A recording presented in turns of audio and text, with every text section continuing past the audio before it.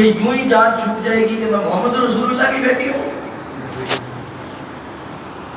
اپنے عمل اور اللہ کی رحمت کے بغیر کوئی جنت میں جا سکتا نہیں ہے۔ عمل سبب بنیں گے، بندہ کوئی بھی کر لے، جتنے مرضی کر لے، بلکہ میں تو کہا کرتا ہوں کہ اگر پیدا ہوا ہے سجدے میں سر رکھ لے، اس کی موت کا وقت آئے تو اس کا سر اٹھے، اس وقت تک ساری زندگی اس نے اللہ کی تعریف ہی کی ہو، پھر بھی اللہ کی رحمت کے بغیر جنت میں جا سکتا نہیں ہے۔ اللہ سے یہ دعا کریں، اللہ ٹوٹے پھوٹے اعمال سے اللہ قبول کر کے اپنی رحمت کے ساتھ جنت کی سرٹیفکیٹ عطا فرما۔ یہ دیکھیے نا، ماں جی کو فکر تھی، ماں جی نا حضور علیہ السلام ایک دن تذکرہ فرما رہے ہیں، حضور فرماتے ہیں کہ وہ اتنا سخت میدان محشر، وہ اللہ تعالیٰ کے حضور سب کا پیش ہونا، باتیں ہو رہی ہیں، حضور علیہ السلام نے فرمایا کہ اس دن میں آقا کریم فرماتے ہیں کہ ہر کوئی اپنے پسینے کے، اپنے اعمال کے برابر اپنے پسینے میں شرابور ہوگا، کسی کے جسم پر لباس نہیں ہوگا۔ میری ماں حیا والی تھی نا، یہ مومنوں کی ماں ہے، یہ ہے وہ ماں جس ماں کی حیا کی گواہی آسمان سے رب العالمین نے قرآن میں دی ہے۔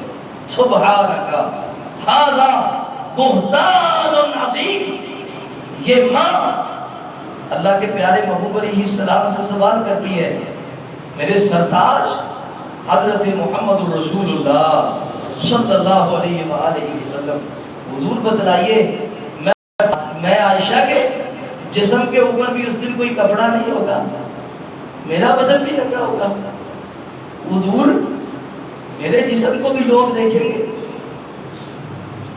آج زیب و زینت اتنی ہے عورت کرتی ہے صرف اس لیے کہ لوگ دیکھیں میں کیسی لگ رہی ہوں، پتہ نہیں اس کے دل میں کیا بٹھا دیا گیا ہے۔ یہ ماں کا بھی سوال سنیے نا، ماں کہتی ہے حضور لوگ میری طرف بھی دیکھیں گے، میرا جسم بھی ننگا ہوگا۔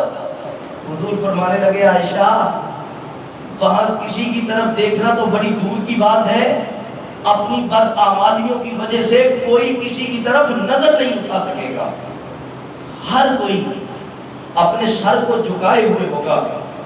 اور محترم بھائیوں، اس دن کی تیاری کی فکر اپنے ذہنوں میں پیدا کریں۔ اگر اللہ کی قسم یہ فکر لگ گئی، جسے لگ گئی ہے نا وہ کامیاب ہے، اللہ کی توفیق کے ساتھ جسے بھی لگ گئی، وہ امیر ہے تب بھی، غریب ہے تب بھی، چھوٹا ہے تب بھی، بڑا ہے تب بھی، عورت ہے تب بھی، مرد ہے تب بھی، جسے یہ فکر لاحق ہو گئی۔ اور کئی لوگ تو اس فکر میں ایسے گھومے اتنے مالدار شخص سیدنا عثمان، لیکن وہ قبر کے عذاب سے ڈرتے ہیں۔ پوچھا گیا عثمان یہاں، کہا عثمان کو ڈر لگتا ہے، قبر میں تو کوئی سہارا بھی نہیں ہوگا، کوئی ساتھ بھی نہیں ہوگا کہ بندہ دیکھ کے دل کو تسلی دے لے کہ وہ بھی موجود ہے، وہ بھی موجود ہے، وہ بھی موجود ہے، لیکن یہاں تو کچھ بھی نہیں۔ حضور علیہ السلام نے فرمایا کہ اتنا سخت دن ہے، گرمی کی شدت ہے، پینے کو پانی موجود نہیں، پانی تو مقام محمود کا حضور کائنات علیہ السلام کو دیا جائے گا، حوض کوثر کا مقام محمود بھی دیا جائے گا، حوض کوثر بھی دیا جائے گا، لیکن یہ اللہ کی اجازت کے بغیر کوئی بھی کسی کو پلا سکے گا نہیں۔ بندے آئیں گے، دیکھیں گے کہ اتنی سختی برداشت نہیں ہو پائے گی، آئیں گے سارے کے سارے حضرت آدم علیہ السلام کے پاس، آ کے کہیں گے اے آدم آپ وہ ہیں جن کو رب العالمین کی ذات نے اپنے ہاتھ سے گویا ہے، اپنے ہاتھ سے آپ کو بنایا ہے، اللہ کے حضور سے سفارش کریں، جزا سزا تو بڑی بات کی بات ہے، حساب ہی شروع ہو جائے، حساب ہی شروع ہو جائے، اتنی سی درخواست ہے۔ لیکن یہ آدم بھی کہتے ہیں کہ میں آج کچھ کر سکتا نہیں ہوں، یہ سارے کے سارے جناب ابراہیم کے پاس آئے، جناب ابراہیم سے التماس کریں گے۔ اتنی سختی ہے، اس سختی سے بچنے کے لیے وہ یہ نہیں کہہ رہے کہ ابھی سارا کام ختم ہو جائے، کہتے ہیں حساب شروع ہو جائے۔ حساب شروع ہوگا، کسی نہ کسی دن تو کنارے کو پہنچیں گے نا۔ صرف یہی التماس کہ حساب شروع ہو جائے۔ ابراہیم کہتے ہیں میں نہیں کچھ کر سکتا۔ پھر یہ سارے کے سارے حضرت ابراہیم کی رہنمائی کے ساتھ جناب موسیٰ کے پاس آتے ہیں۔ وہ موسیٰ جن کے ساتھ رب العالمین کلام کیا کرتے تھے۔ پھر اس کے بعد وہی موسیٰ رہنمائی کرتے ہیں عیسیٰ روح اللہ کی طرف، وہیں سے بھی جواب ہے۔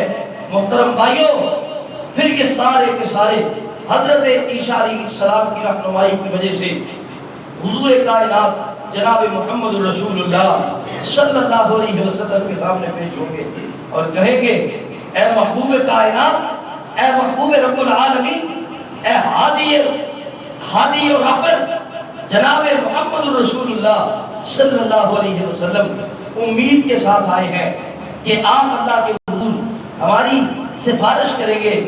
سفارش کیا ہوگی؟ صرف اتنی کہ حساب شروع ہو جائے، اور بات ہی شروع ہو جائے۔ کام کسی طرف تو تبھی لگے گا نا جب شروع ہوگا۔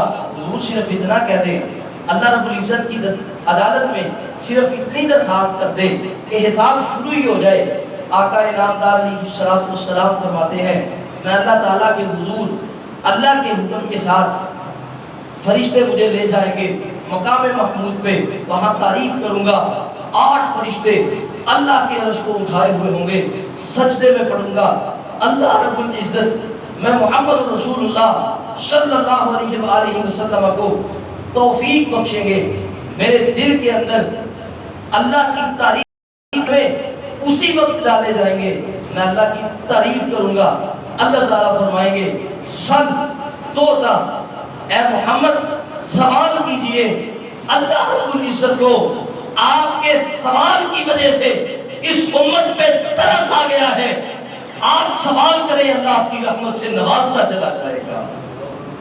آقا انعامدار فرماتے ہیں کہ اللہ تعالیٰ کی توفیق، یہ میرے لفظ دھیان کے ساتھ سنیں، توفیق بھی اللہ کی، تعریف بھی اللہ کی، اور سفارش بھی اللہ ہی کے حضور ہے۔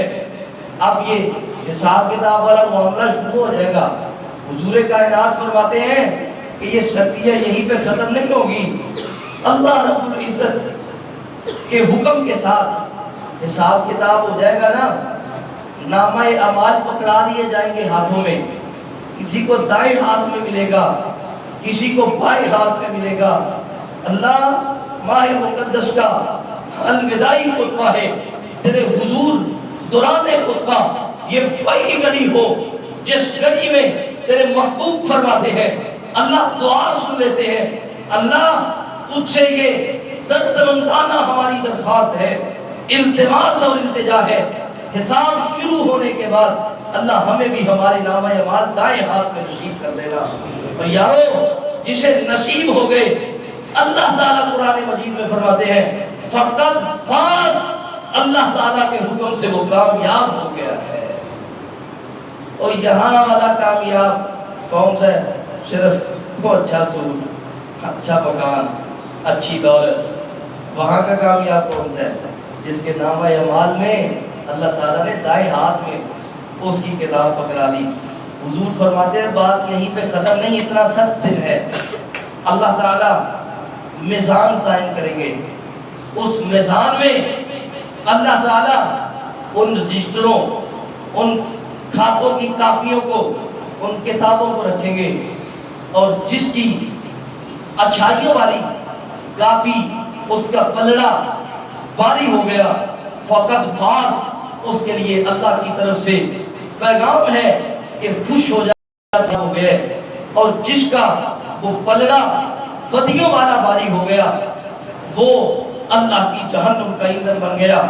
حضور کائنات علیہ السلام فرماتے ہیں کہ یہی پہ بس نہیں، اتنا سخت دن ہوگا کہ نیک و بد، اچھے برے، چھوٹے بڑے، بچے بوڑھے، جوان عورتیں مرد، حساب و کتاب کے بعد، نامہ اعمال کے وزن کے بعد، کتابیں ملنے کے بعد وہ پل صراط سے گزریں گے۔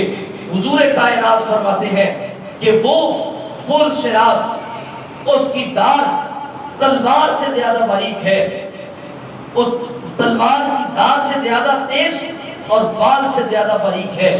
حضور فرماتے ہیں کہ وہاں سے، اور وہ جہنم کے اوپر ہے، حضور فرماتے ہیں ہر کسی کو گزرنا ہوگا، اور وہ گزرنا، یارو آئیے التماس کروں گا اپنے آپ کو شامل کر کے، اپنی اصلاح کے لیے، آپ کی اطلاع کے لیے یہ عرض کروں گا، کر لے، اللہ سے عمل کرنے کی توفیق مانگ لے۔ حضور فرماتے ہیں ہوگا تو بڑا سخت، لیکن نیک اعمال کے نور کی وجہ سے اللہ تعالیٰ اہل ایمان کا وہاں سے گزرنا اپنی رحمت سے آسان فرما دیں گے۔ اور یارو جسے یہ آسانیاں میسر آ گئی وہ کامیاب ہو گیا۔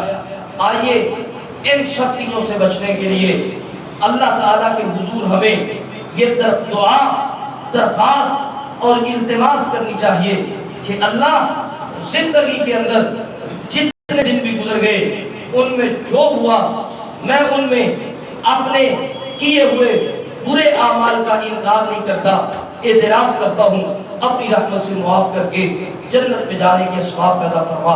یہی سے بات اگلے خطبے میں شروع کریں گے۔ اللہ توفیق عطا فرمائے۔ وآخر دعوانا